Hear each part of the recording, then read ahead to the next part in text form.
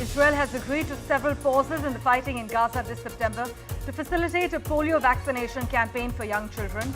Both United Nations and Israeli officials confirm that these breaks in the war are intended to ensure the safe delivery of vaccines to protect children in the region.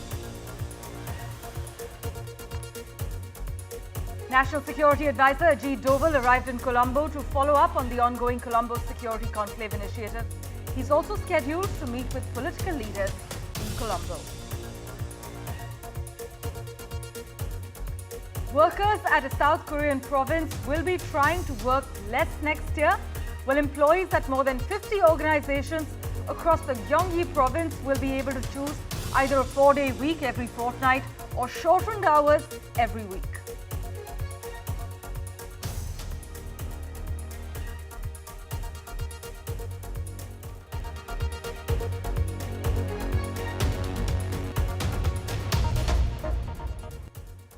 Well, a big focus in a first sit-down interview since becoming the Democratic presidential nominee, Kamala Harris offered her most expansive explanation to date on why she's changed some of her positions on fracking and immigration since her first run for president.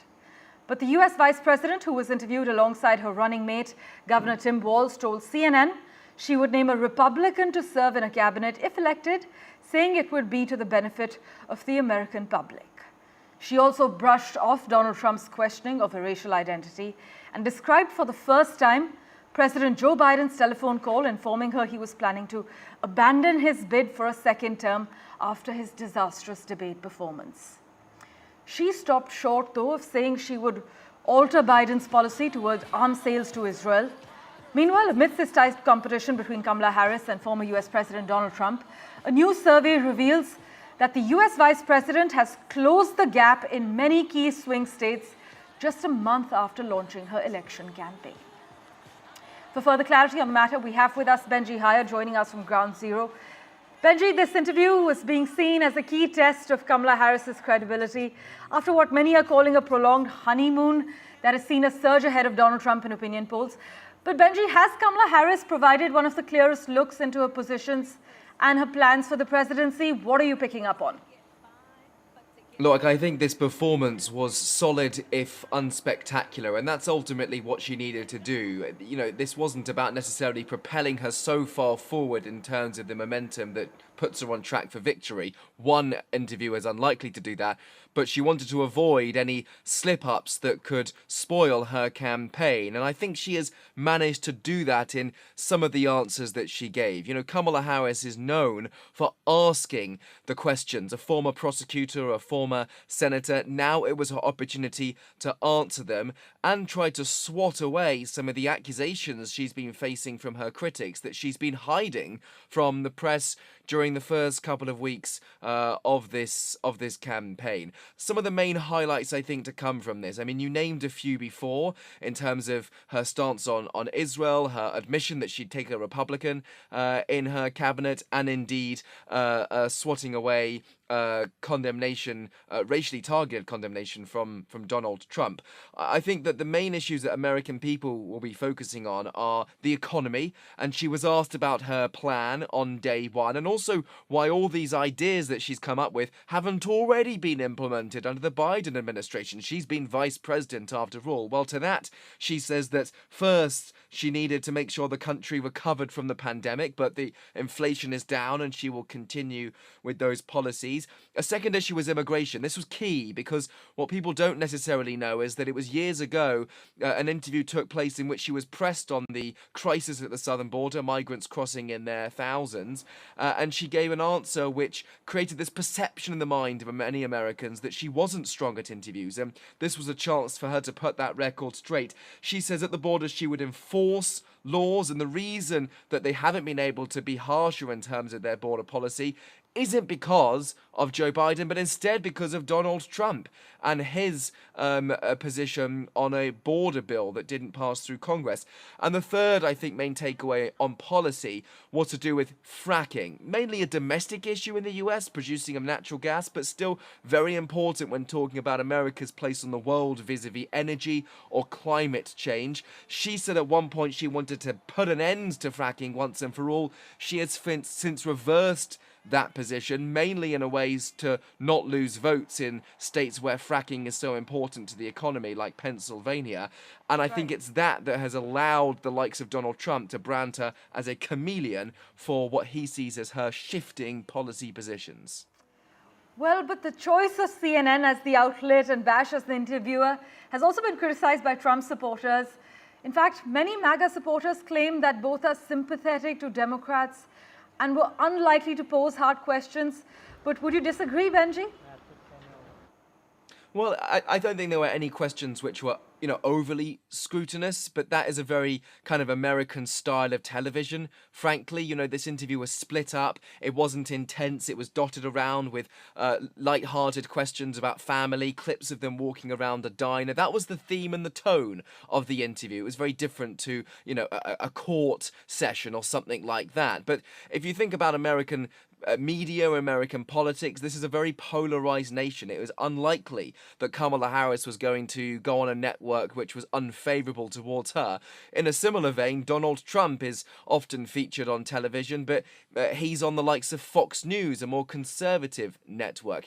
He has, credit to him, given far more media appearances. He has taken news conferences, press conferences, but the caveat, of course, is that many of those have been littered with falsehoods and baseless attacks on his opponents, which he's continued in the past 24 hours or so. So I'm thinking the Democrats will be pleasantly relieved that CNN did not necessarily go as hard as they might have feared, and she remained unscathed from this experience, even though I'm sure she will cop a huge amount more criticism from Donald Trump in spite of the fact that she's taken this interview.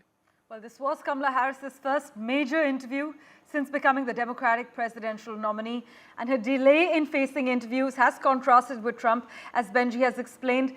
Trump has staged a rash of recent media appearances. This includes Fox News and Newsmax, two of his favorite outlets, to voice live on-air criticisms of Harris's acceptance speech at the DNC last week. But as always, Benji Haya, thank you so much for joining us with the latest from Ground Zero. Meanwhile, a groundbreaking proposal in California to set new safety standards for powerful artificial intelligence models has passed a major milestone. The State Assembly approved Senate Bill 1047, overcoming strong opposition from tech companies and some California House Democrats. But this bill mandates that the largest AI models undergo safety testing and certification before they are deployed. The goal is actually to safeguard people from potential risks, such as the creation of bioweapons. But the measure has sparked a debate in Silicon Valley. In fact, prominent figures like Elon Musk support the bill, viewing it as a necessary step to manage potential public risks. However, opponents, including OpenAI, argue that the requirements could place excessive burdens on developers, particularly small startups. But the bill now goes back to the state Senate for approval of amendments before heading to Governor Gavin Newsom's desk. But the tech-friendly governor has not publicly weighed in on the bill, but has previously voiced concerns about over-regulating the state's homegrown tech industry and is facing pressure from Silicon Valley to veto it. With that, let's get you a quick update on what's happening as far as the US-China relationship is concerned this week. Well, Chinese leader Xi Jinping is calling for improved relations with the United States. In fact, in a meeting with the US National Security Advisor Jake Sullivan on Thursday, Xi emphasized the importance of a stable and positive US-China relationship. According to a statement from Beijing, Xi highlighted the traditional friendship between the two countries and expressed his desire to advance these ties. In a notable departure from his usual demeanor, Xi Jinping asked Jake Sullivan to extend his regards to Joe Biden and showed a willingness to maintain open communication with him. But the Chinese premier's recent comments suggest Beijing is looking to ease tensions with the United States, and his tone reflects an effort to address ongoing issues such as US restrictions on high-tech exports, tensions over Taiwan, China's support for Russia's war in Ukraine, and what US National Security Advisor Jake Sullivan has described as Beijing's destabilizing actions in the South China Sea.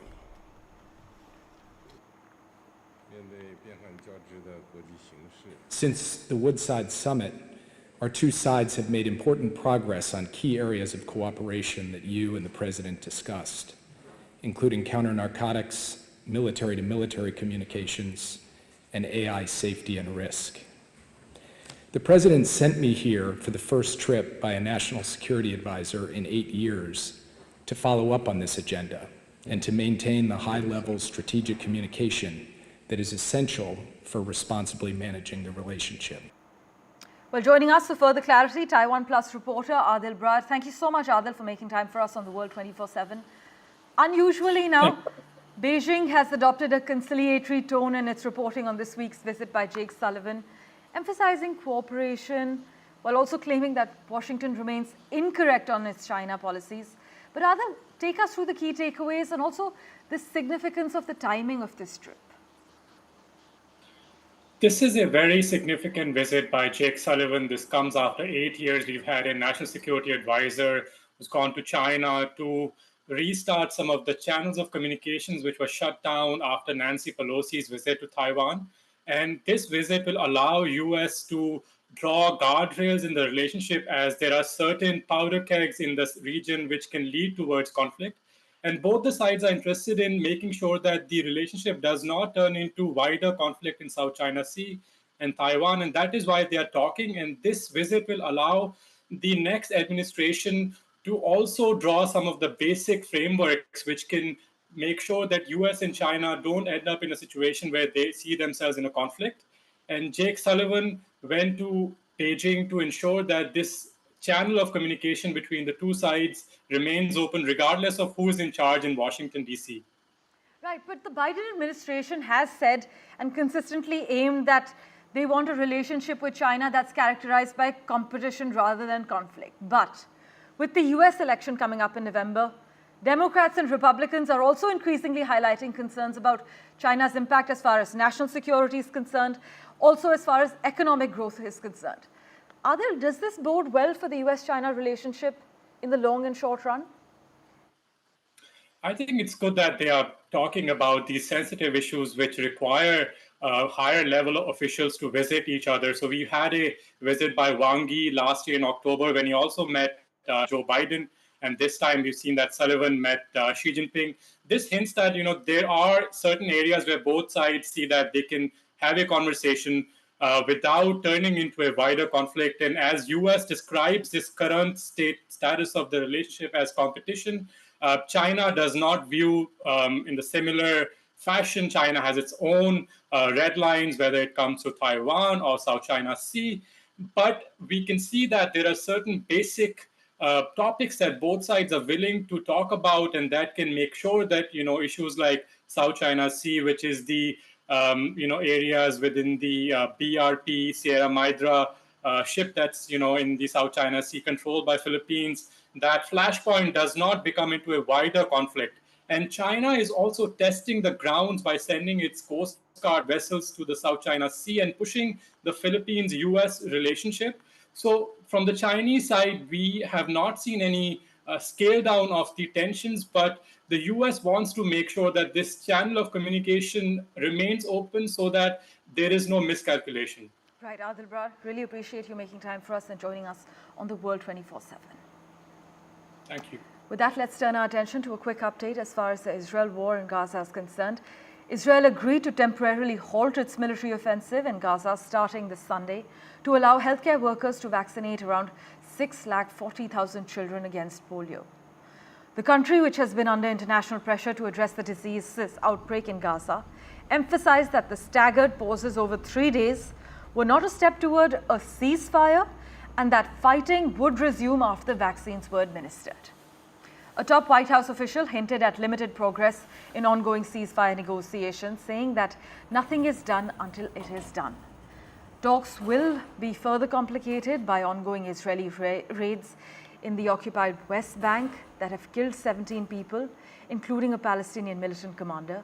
But listen in to what a World Health Organization representative in the Palestinian territories had to say. Two-round polio vaccination campaign will actually start on the 1st of September in the Gaza Strip.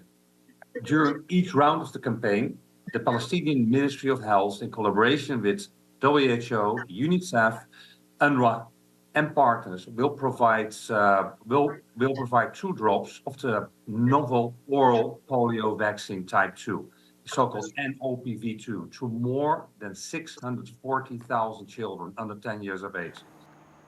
Meanwhile, the Israeli military said it had killed 5 Palestinian fighters inside a mosque in the West Bank city of Tulkarm in the midst of one of the largest assaults on the occupied territory for months.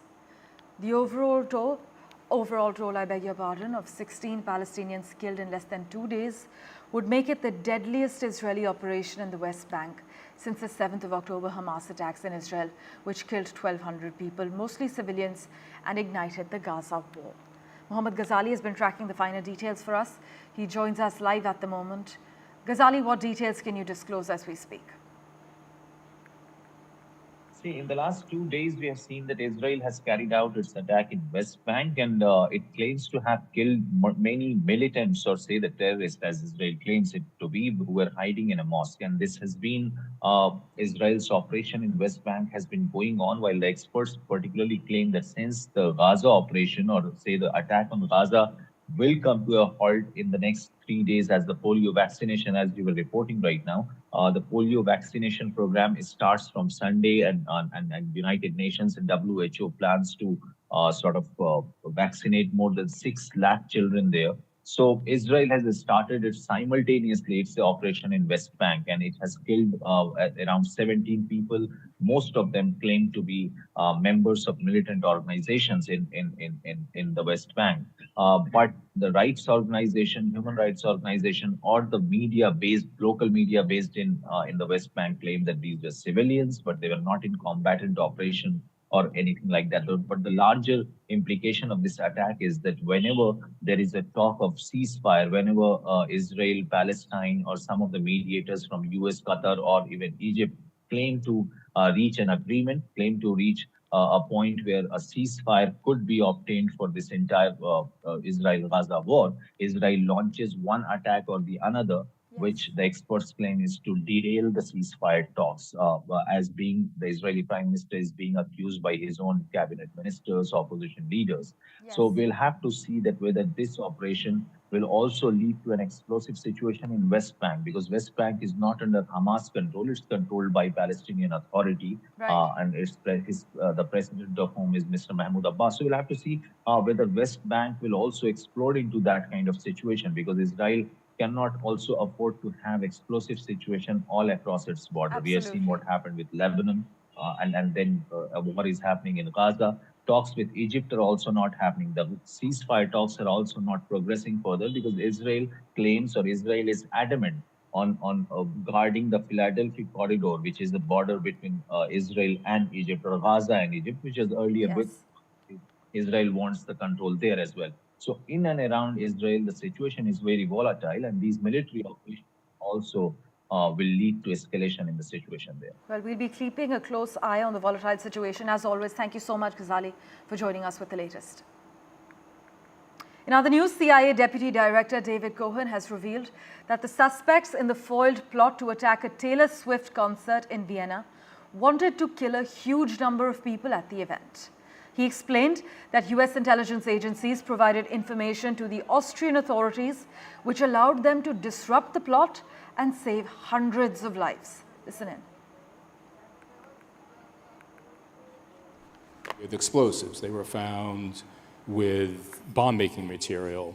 They had access to the venue, and they were plotting. I think the concert was the next day, before the day after they were arrested. They were plotting to kill a huge number, tens of thousands of people at this concert, including, I'm sure, many Americans, and were quite advanced in this. The Austrians were able to make those arrests because the agency and our partners in the intelligence community provided them information about what this ISIS-connected group was planning to do. As always, news and updates continue in a moment, right after this very short break.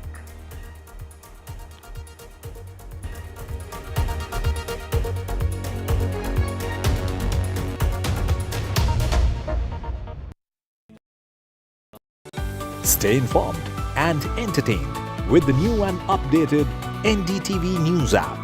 You can watch all our channels live, listen to podcasts, read breaking and exclusive news from around the world and more.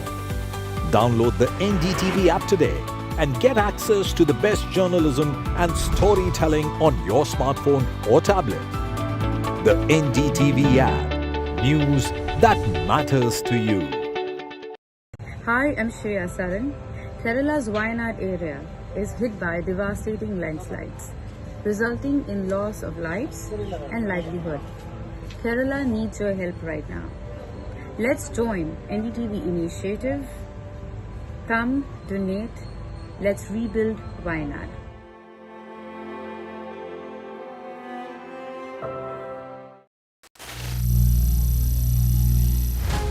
Some people say the metaverse will only be virtual. One day this lecture hall will be made of code, and driverless cars would be trapped in intersections. But even in this maze of the future, you can't wish away health. It's time to become more resilient.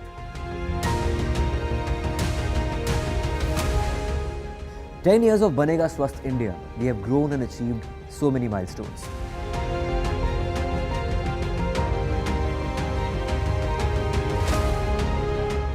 And now I have a plan to beat the urgency, to stop breathing with difficulty, to relieve getting choked with inactivity.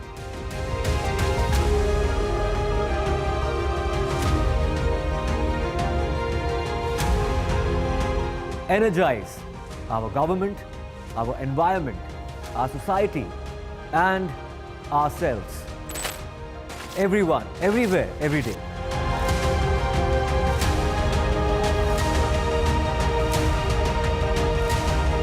Banega Swasth India. One world hygiene. Landslide devastation in Kerala's Wayanad. Join NDTV's initiative. Donate for Kerala.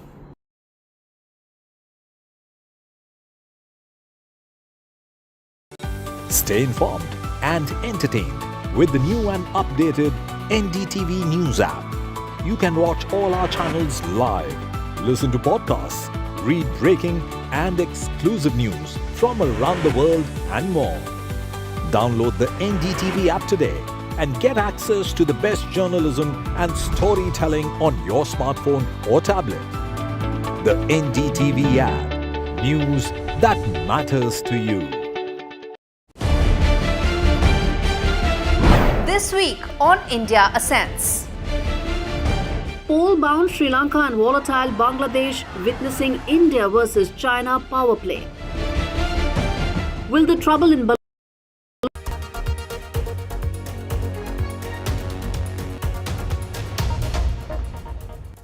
Welcome back. India's National Security Advisor G. Doval arrived in Colombo to attend the Colombo Security Conclave that's going to be held today. Officials said the Indian National Security Advisor is due to make a call on President Ranil Wickremesinghe as well. But this conclave, with its Colombo Secretariat, brings together national security advisors and deputy NSAs from India, Sri Lanka, the Maldives and Mauritius. Meanwhile, in news from the neighborhood, the Bangladeshi government is seeking a $8 billion loan in monetary aid basically from global lenders. This as they have to repay foreign debt because Bangladesh owes over $1 billion to power companies. Here are the finer details for you.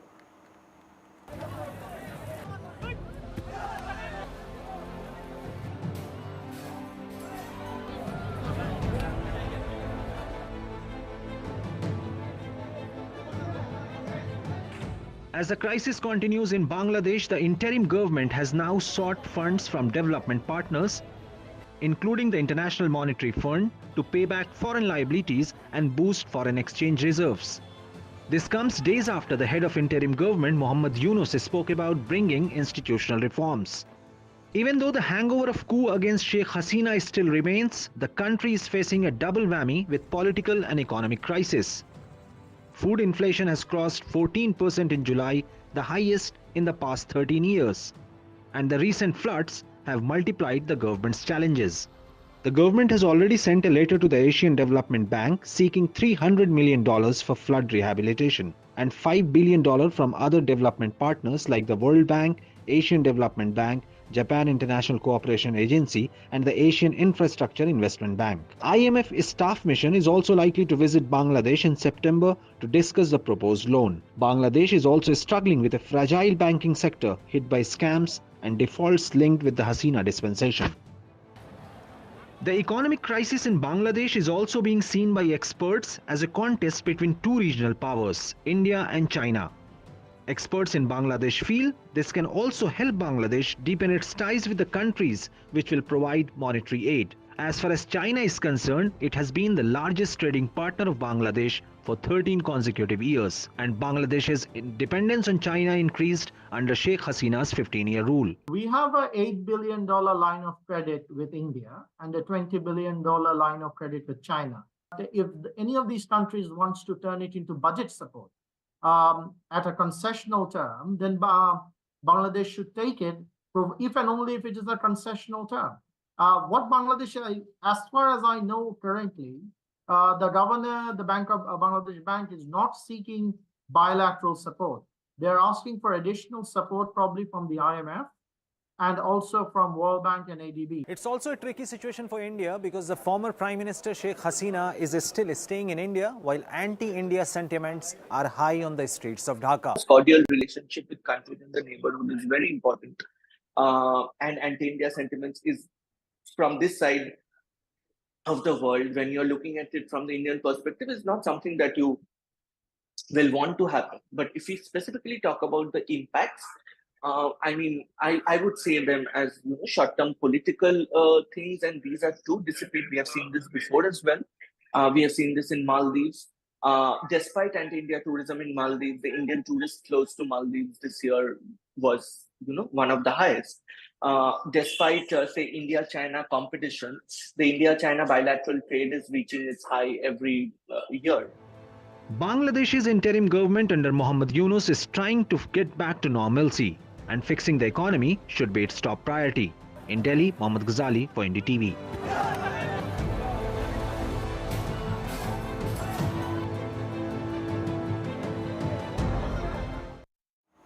Well, thank you for investing your time and watching this edition of The World 24/7. We'll keep tracking the latest updates for you. Do stay tuned.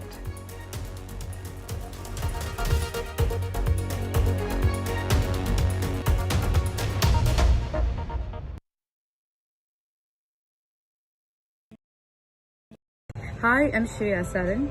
Kerala's Wayanad area is hit by devastating landslides, resulting in loss of lives and livelihood. Kerala needs your help right now. Let's join NDTV initiative. Come, donate.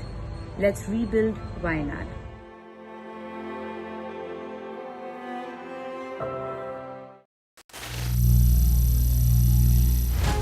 Some people say the metaverse will only be virtual. One day this lecture hall will be made of code, and driverless cars would be trapped in intersections. But even in this maze of the future, you can't wish away health. It's time to become more resilient.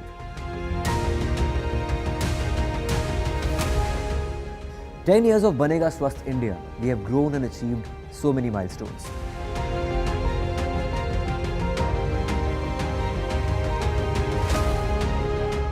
And now I have a plan to beat the urgency, to stop breathing with difficulty, to relieve getting choked with inactivity.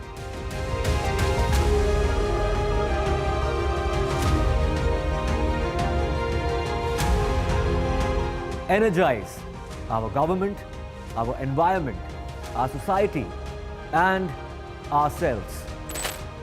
Everyone, everywhere, every day.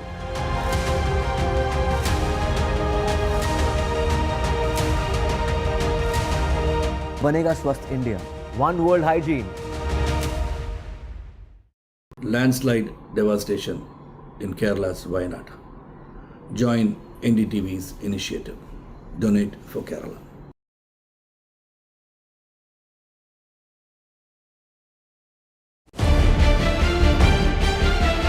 This week on India Ascends. Pole-bound Sri Lanka and volatile Bangladesh witnessing India versus China.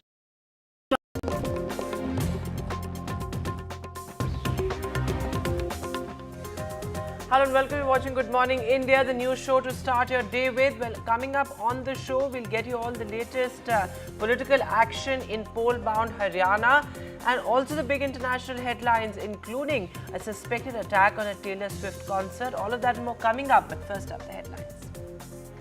The Mollywood Me Too continues to spiral as the probe picks up pace in the case. Well, a separate SIT has now been formed to probe sexual abuse complaint against Malayalam actor Sadiq, and FIR has been registered too. And NDTV exclusive, well, after Mollywood tremors also in the Tamil Nadu film industry. Well, renowned Tamil Nadu actor speaks to NDTV about being sexually harassed as a child actor.